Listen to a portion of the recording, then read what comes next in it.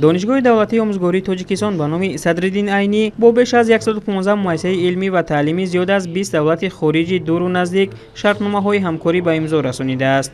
جهت تطبیق بندهای سازشنامه‌های همکاری، این مؤسسه عالی تعلیمی با دانشگاه‌های شریک یک قطار همکاری‌های سودمند راه اندازی نمود. این معلومات را ضمن یک همایش رکتور دانشگاه آموزگاری اهل‌دین عبادالله‌زاده بیان نمود.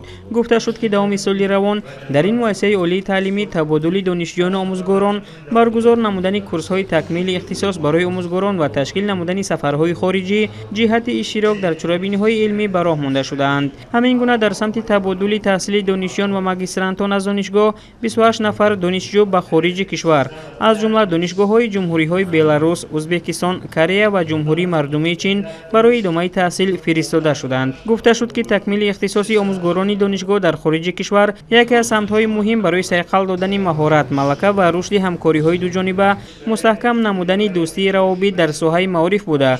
آموزگاران دانشگاه برای گذشتن از تکمیل اختصاص به خارج کشور سفربر می‌شوند.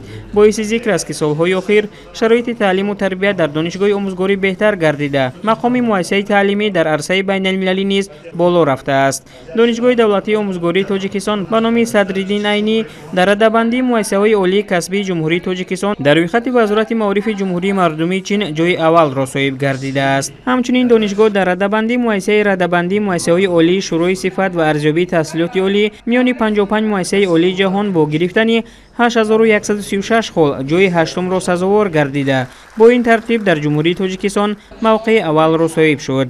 در تاریخ مؤسسه‌های تحصیلات عالی کشور باری نخست دانشگاه آموزگاری همچون یک مؤسسه عالی تعلیمی تاجیکستان توانست که صاحب خل بلند گردیده به دهگانه این رده‌بندی وارد شود.